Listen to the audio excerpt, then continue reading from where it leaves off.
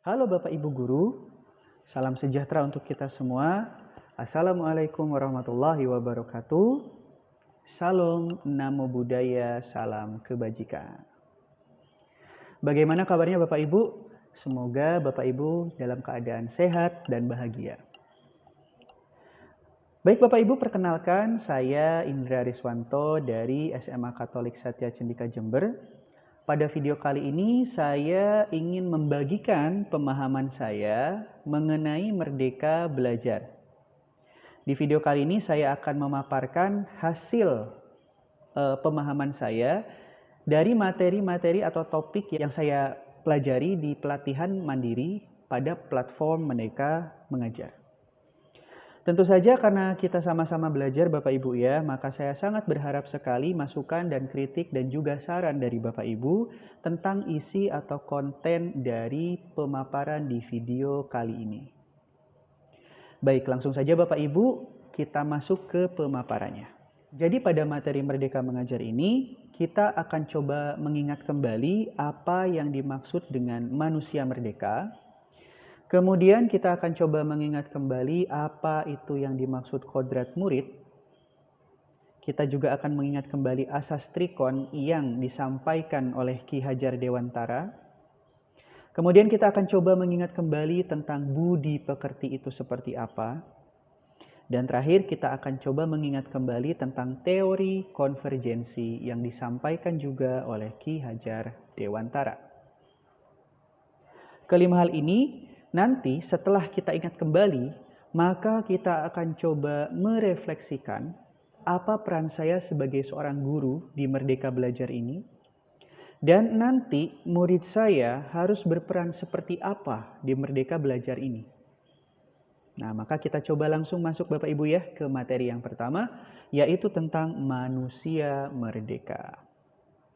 Ki Hajar Dewantara menyampaikan bahwa manusia merdeka adalah manusia yang hidupnya bersandar pada kekuatan sendiri, baik lahir maupun batin, dan tidak tergantung pada orang lain. Di sini sudah jelas disampaikan bahwa manusia merdeka itu adalah manusia yang mandiri, di mana dia tidak bergantung pada bantuan orang lain dalam menjalani kehidupannya. Bukan berarti tidak minta bantuan orang lain Bapak Ibu ya, tapi dia tidak bergantung pada orang lain dan dia bersandar pada kekuatan dirinya sendiri, di mana dia bisa membedakan mana yang benar, mana yang salah, dan dia bisa mengarahkan dirinya sendiri tanpa harus ketergantungan dengan orang lain. Tentu saja di sini kita terapkan kepada murid-murid kita. Berarti murid-murid kita harus menjadi manusia merdeka. Indikatornya adalah mereka setelah lewati zaman di mana mereka belajar dengan kita, maka mereka bisa berdiri di atas kakinya sendiri dan mereka bisa melakukan segala sesuatu dengan kekuatannya sendiri tanpa harus bergantung pada bantuan kita, bantuan teman-temannya, atau bantuan orang lain. Nah, seperti itu Bapak Ibu. Kemudian kita coba ingat kembali tentang kodrat murid. Sebagaimana kita tahu, murid memiliki kodratnya masing-masing. Dan kodrat tersebut dipengaruhi oleh dua hal. Pertama, ada yang namanya kodrat alam. Kodrat alam ini merupakan bagian dari dasar pendidikan murid yang sangat berkaitan dengan sifat dan bentuk lingkungan di mana murid berada. Saya bisa menganalogikan seperti ini Bapak Ibu. Murid yang tumbuh di daerah laut atau pesisir bisa kita didik atau bisa kita beri pendidikan, pembelajaran sesuai dengan kodrat alamnya. Mungkin sebagai contoh kita bisa mengajarkan atau mendidik mereka bagaimana cara mengawetkan ikan supaya bisa awet tahan lama sampai waktu yang lama. Atau mungkin bisa kita arahkan ke bagaimana cara mengelola air laut supaya bisa menjadi air yang bisa dikonsumsi. Anak atau murid yang hidupnya di perkotaan tidak bisa kita ajarkan hal tersebut. Bisa, tapi hanya sebagai pengetahuan dasar saja dan tidak bisa diterapkan secara kontekstual. Maka dari itu ketika kita memberikan pendidikan atau pemahaman atau pembelajaran kepada murid-murid kita, kita harus menyesuaikan dengan konteks alamnya. Ketika dia hidup di perkotaan, maka kita coba untuk mengajarkan hal yang kontekstual dengan daerah perkotaan. Kodrat kedua adalah kodrat zaman Bapak Ibu. Mungkin Bapak Ibu pernah mengingat dulu ketika kita sekolah, guru kita mengajarkan kita dengan metodenya metodenya beliau, dan itu berhasil ke kita, sehingga kita menjadi sosok yang seperti sekarang ini. Tapi apakah metode yang guru kita ajarkan kepada kita itu cocok apabila kita terapkan juga kepada murid-murid kita yang sekarang? Belum tentu Bapak Ibu. Karena yang namanya kodrat zaman, itu kita menyesuaikan dengan zaman di mana murid-murid kita berada.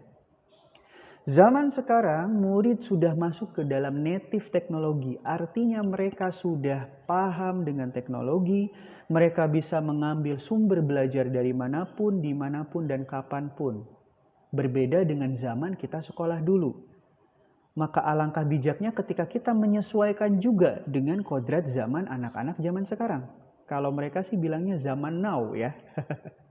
Anak-anak zaman sekarang, dan kita pun harus bisa menyesuaikan dengan zaman ini. Artinya kita tidak menutup mata dengan biarin aja mereka melek teknologi, saya tetap dengan metode pengajaran saya. Sepertinya itu kurang bijak Bapak Ibu ya. Maka kita juga harus menyesuaikan dengan kodrat zaman dan melihat kodrat zamannya anak-anak zaman sekarang seperti apa. Lanjut ke materi berikutnya. Ini juga tidak terlepas dari pendidikan Bapak Ibu ya. Asas Trikon yang disampaikan oleh Ki Hajar Dewantara. Apa itu asas Trikon?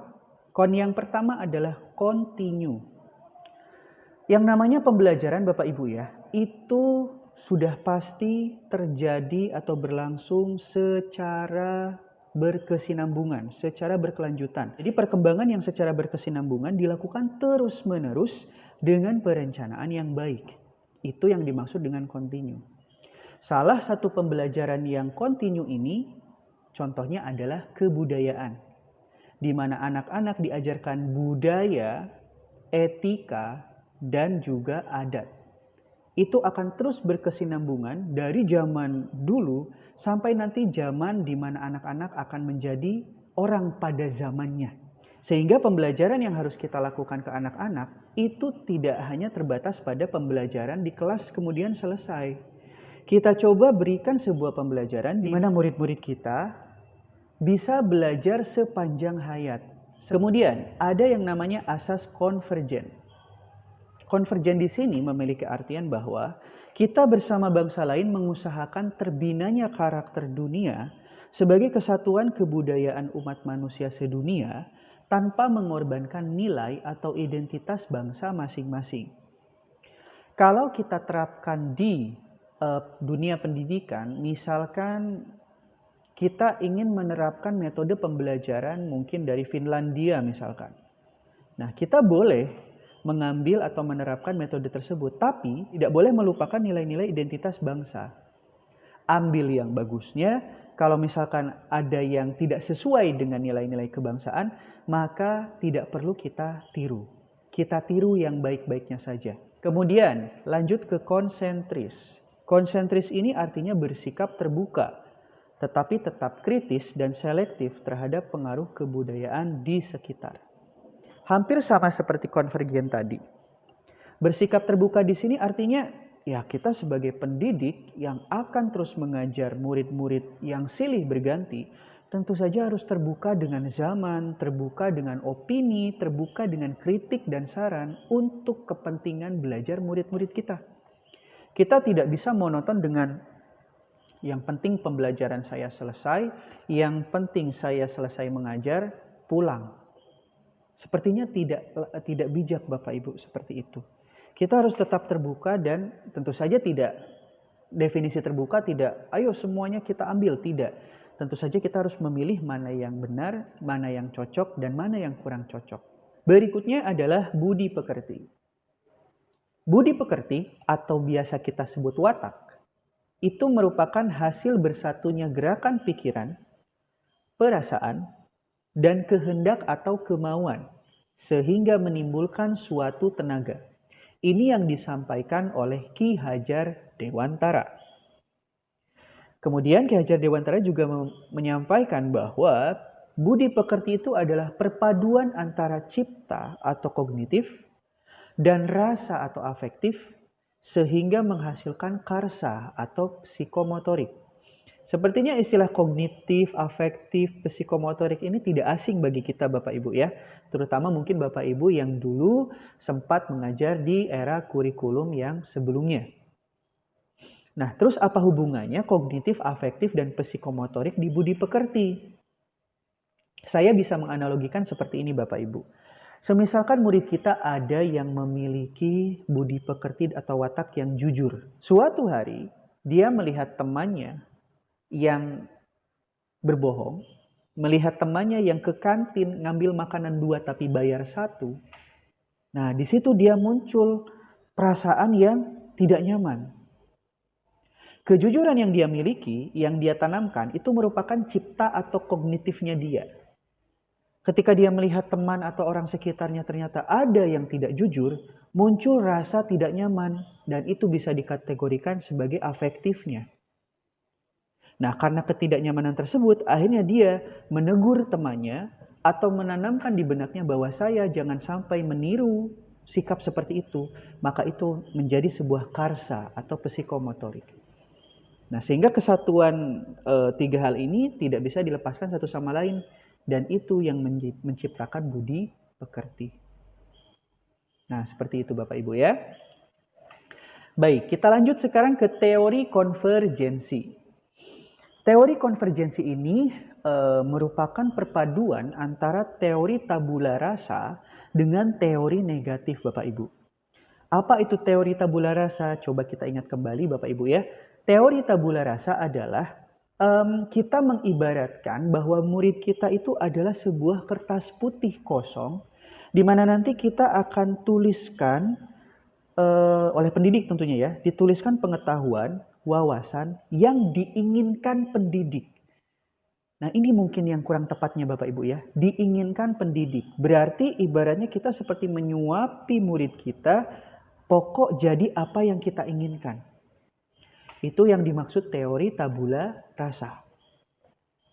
Berbeda dengan teori tabula rasa, ada yang namanya teori negatif, di mana kodrat anak diibaratkan kertas yang sudah terisi penuh dengan berbagai macam coretan dan tulisan. Nah, kemudian Ki Hajar Dewantara dengan bijak menggabungkan kedua teori ini sehingga muncul yang namanya teori konvergensi, yaitu kodrat manusia sebagai suatu kertas yang sudah terisi dengan tulisan-tulisan tapi masih samar dan belum jelas arti dan maksudnya. Jadi setiap anak sebenarnya sudah punya tulisannya masing-masing Bapak Ibu. Dan tugas kita sebagai pendidik adalah memperjelas tulisan tersebut dan kalau bisa, bukan kalau bisa, dan wajib tulisan tersebut jangan sampai terhapus. Itulah tugas kita sebagai pendidik Bapak Ibu. Memperjelas tulisannya, dalam hal ini tulisan secara kiasan Bapak Ibu ya. Memperjelas tulisan-tulisan yang samar tersebut dan memantapkannya supaya tidak bisa terhapus lagi. Dan murid-murid kita jelas tahu arti dan maksud tulisan tersebut apa. Itu yang dimaksud teori konvergensi. Nah, dari kelima hal tadi, sekarang kita bisa menarik kesimpulan. Apa sih peran kita sebagai guru, terutama ketika kita merdeka belajar ini? Ketika kita menerapkan merdeka belajar ini. Mari kita gali satu persatu Bapak Ibu. Peran kita sebagai seorang guru. Pertama, kita harus bisa menyesuaikan peran untuk perjalanan belajar mereka. Mereka dalam hal ini adalah murid-murid kita. Jadi sudah bukan zamannya lagi sekarang kita itu menjadi tokoh utama Bapak Ibu. Tidak. Tugas kita di sini adalah menyesuaikan peran kita agar sesuai dengan murid kita. Kita tidak bisa plek peran kita seperti ini, kita paksakan ke setiap murid. Cocok gak cocok, yang penting sudah diajarkan. Sepertinya tidak bijak kalau seperti itu Bapak Ibu ya. Mungkin kita sudah dengar yang namanya pembelajaran terdiferensiasi. atau pembelajaran yang disesuaikan dengan kodrat masing-masing murid. Ada murid yang bandel, ada murid yang nurut-nurut saja, ada murid yang cerewet, ada murid yang pendiam saja. Semua hal itu harus kita sesuaikan perannya Bapak Ibu. Jadi ibaratnya itu sekarang guru itu sebagai artis Bapak Ibu ya. Harus bisa acting. Harus bisa acting Bapak Ibu supaya murid-murid kita juga nyaman dengan kita dan kita juga bisa menyesuaikan peran dengan mereka. Seperti itu Bapak Ibu ya. Ini pun nanti mungkin akan ada hubungannya dengan metode belajar dan juga metode penilaian Bapak Ibu. Yang seperti saya sampaikan tadi, ketika mengajarkan si A dan mengajarkan si B tentu saja sikapnya atau metodenya berbeda. Penilaiannya pun kita sesuaikan dengan anak-anak didik kita Bapak Ibu. Dengan si A yang notabene dia berat sekali dalam pemahaman atau pembelajaran. Ketika dia mencapai nilai segini misalkan, kita harus apresiasi Bapak Ibu. Jangan dibandingkan ini dengan anak yang memang pintar dalam pelajaran kita. Kalau kalau dibanding-bandingkan kata lagunya ya nanti yang dikhawatirkan anak ini malah menjadi tidak nyaman dalam belajar. Nah, mungkin seperti itu Bapak Ibu ya, menyesuaikan peran untuk perjalanan belajar mereka. Tidak hanya ketika di sekolah, tapi juga mungkin ketika di luar sekolah, ketika mereka sudah lulus sekolah pun, kita masih punya peran untuk menyesuaikan peran dengan mereka Bapak Ibu. Lanjut ke poin kedua, yaitu menuntun segala kodrat yang ada pada murid. Sebagaimana kita tahu tadi bahwa murid itu memiliki kodrat masing-masing atau potensinya masing-masing Bapak Ibu ya. Tugas kita itu adalah menuntun Bapak Ibu, bukan memaksakan. Menuntun dalam artian gini, ketika dia punya potensi ini kita tuntun ke arah sana. Ketika dia kodratnya ini kita tuntun ke arah sini. Ibaratnya mungkin ketika kita menanam jagung Bapak Ibu ya, dari kecil, terus kita rawat, kita siram, kita kasih pupuk, hamanya kita singkirkan sampai dia besar. Sekeras-kerasnya kita berusaha pun, dia tetap pohon jagung Bapak Ibu. Tidak bisa berubah jadi pohon mangga. Nah mungkin itu juga terjadi pada murid kita yang sudah kodratnya gini, tidak bisa kita paksakan menjadi kodrat yang lain sekeras apapun usaha kita. Maka alangkah bijaknya ketika kita menuntun saja, tentu saja dengan tuntunan yang kita kasihkan, yang kita berikan, dia bisa menggali potensinya, menggali kodratnya dengan baik Bapak Ibu. Seperti itu. Ketiga, menghantarkan murid untuk mencapai cita-cita dan impian. Nah, ini Bapak Ibu. Setiap murid sekarang itu punya cita-cita dan impian yang beragam, bermacam-macam. Dengan berkembangnya teknologi, pekerjaan itu sekarang seakan tidak ada batasnya Bapak Ibu. Tidak seperti zaman dulu. Kerjaannya kantoran, kalau enggak PNS, kalau enggak ya mungkin kerja sebagai buruh. Kalau sekarang bisa berbisnis secara online, bisa menjadi model, bisa menjadi influencer. Yang mana semuanya itu bisa menjadi cita-cita mereka. Bahkan saya pernah dengar ada anak SD yang cita-citanya jadi YouTuber Bapak Ibu. Nah, itu jangan menjadi sebuah momok bagi kita ya. Artinya, cita-cita atau pekerjaan seperti itu bakalan jadi apa kamu?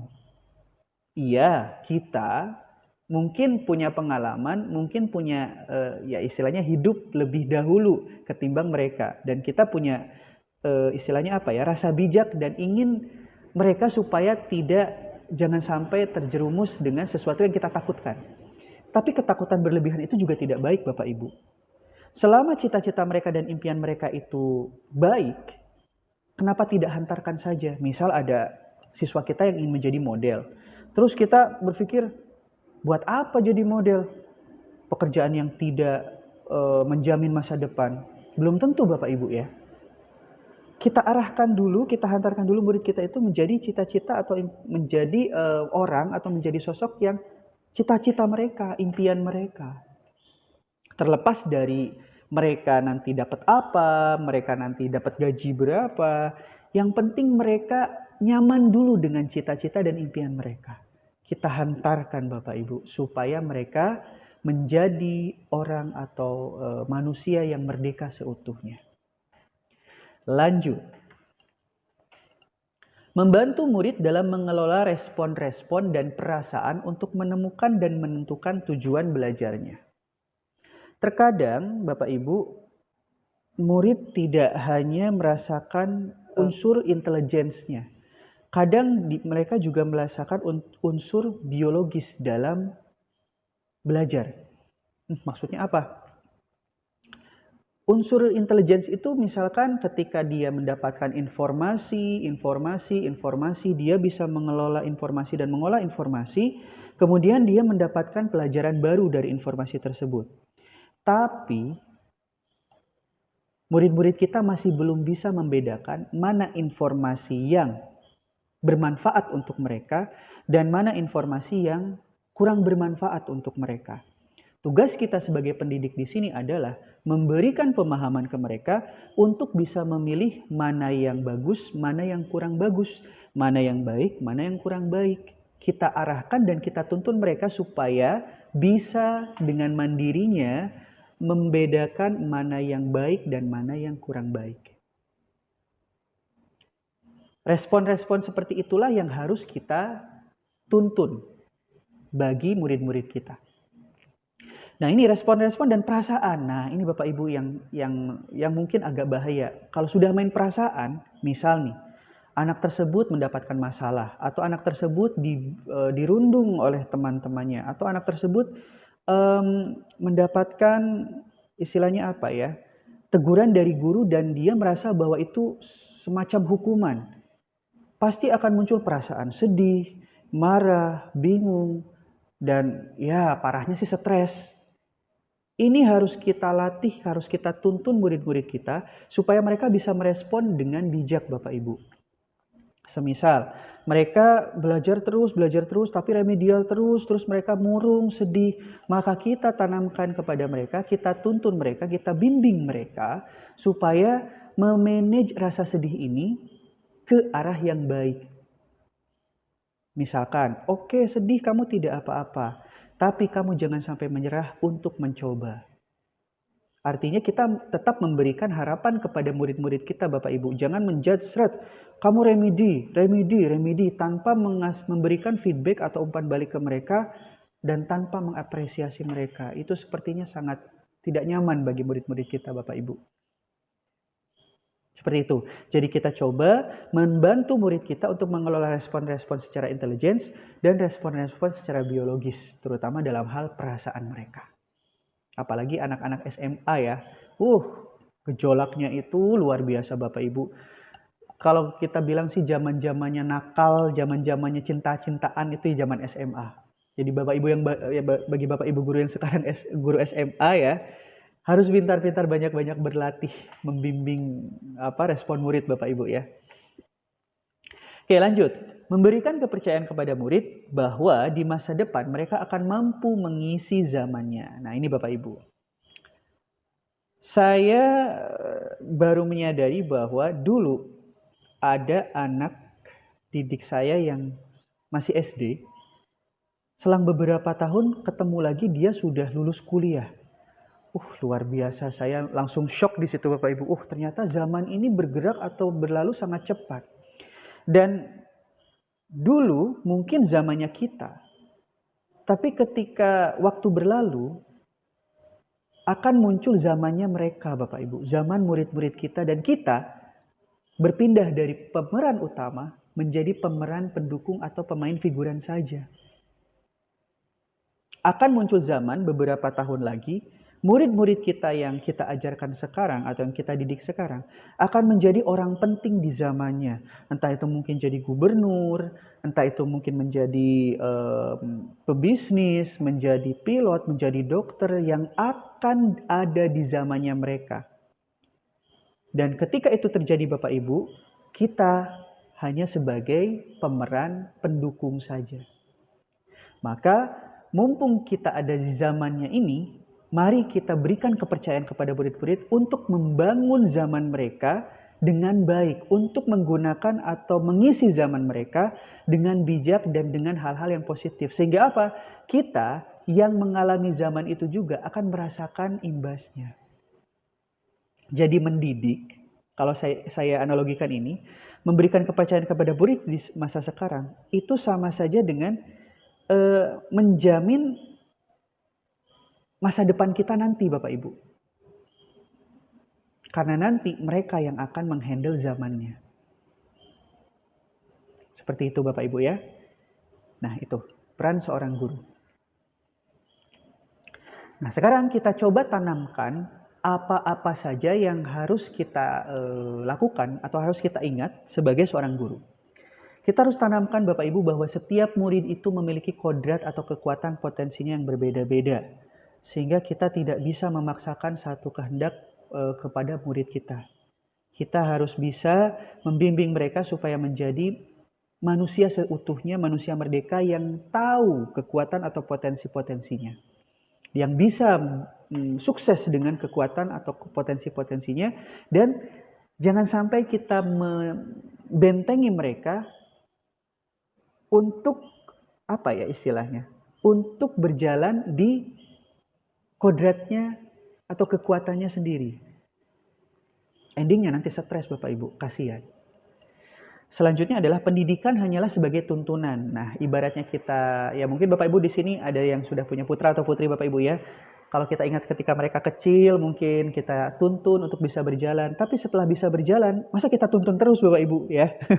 Ya kita lepas saja mereka, kita lepas. Tugas kita sebagai pendidik hanya menuntun mereka Bapak Ibu ya. Mendidik adalah menuntun murid untuk selamat dan bahagia. Nah ini Bapak Ibu, tujuan utama dari pendidikan itu adalah selamat dan bahagia. Selamat dalam artian murid kita dengan dirinya yang sekarang bisa terhindar dari hal-hal yang negatif, bisa memilah-milah mana yang baik untuk dia, sehingga dia selamat dalam menjalani kehidupan baik dunia maupun misalkan nanti setelah di akhirat. Amin. Dan bahagia Bapak Ibu. Definisi bahagia ini sebenarnya luas Bapak Ibu ya. Tapi kita bisa dengan pendidikan, kita bisa paling tidak memberikan faktor kebahagiaan kepada murid-murid kita. Sehingga dia bisa merasakan kebahagiaan dalam hal ekonomi, bisa merasakan kebahagiaan dalam hal rumah tangga, misalkan bisa merasakan kebahagiaan. Ya lingkungan kecil saja, bahagia dalam belajar. Itu Bapak Ibu ya. Jadi mari kita menuntun murid-murid kita untuk selamat dan bahagia. Pendidik tidak dapat berkehendak atas kodrat, kekuatan, atau potensi murid. Nah ini sama seperti tadi Bapak Ibu. Kita nggak bisa memaksakan kehendak kita terhadap satu murid. Kamu harus jadi penyanyi, kamu harus jadi olahragawan, kamu harus jadi pemain basket, kamu harus bisa ini, bisa itu, bisa ini, bisa itu. Padahal itu bukan potensinya. Ya, tinggal tunggu aja nanti meledaknya kapan murid kita Bapak Ibu ya. Ya, jadi mari kita mengenal murid kita, potensi murid kita, kodrat murid kita, kekuatan murid kita supaya bisa kita antarkan, kita arahkan, kita tuntun untuk menjadi diri mereka yang paling merdeka. Terakhir, kita sebagai pendidik dapat memberikan daya upaya maksimal untuk mengembangkan akal budi pekerti dan murid. Kembali lagi Bapak Ibu. Sekeras-kerasnya usaha kita, semaksimalnya usaha kita, tetap murid kitalah yang nanti akan merasakan hasilnya. Entah itu nanti baik buruknya, entah itu bagus tidaknya. Upaya kita apa? Hanya memberikan daya dan upaya maksimal. Hasilnya nanti kita serahkan ke murid kita serahkan kepada Tuhan Yang Maha Kuasa, endingnya seperti apa. Nah, seperti itu Bapak Ibu, pemahaman tentang Merdeka Belajar. Jadi mari dengan adanya Merdeka Belajar ini kita bisa lebih terbuka kepada zaman, lebih terbuka kepada teknologi, dan juga lebih bisa mengerti murid-murid kita, lebih bisa mengarahkan dan menuntun murid-murid kita. Sebandelnya apapun murid kita, sediferensialnya apapun murid kita, seberbedanya apapun mereka, kita coba untuk menjadi panutan bagi mereka, membimbing mereka, mendidik mereka agar bisa menjadi manusia merdeka dan manusia yang selamat dan bahagia. Itu dulu Bapak Ibu untuk video kali ini. Mohon maaf apabila saya ada salah-salah perkataan atau mungkin ada kalimat yang tadi saya tidak sengaja terucap dan keliru Bapak Ibu ya. Tetap saya mengharapkan kritik dan saran dari Bapak Ibu. Semoga kedepannya nanti video-video seperti ini bisa menjadi bahan inspirasi bagi Bapak Ibu guru dan juga bagi para pendidik di seluruh Indonesia. Sekian untuk video kali ini Bapak Ibu, sampai ketemu lagi di video berikutnya. Salam dan bahagia.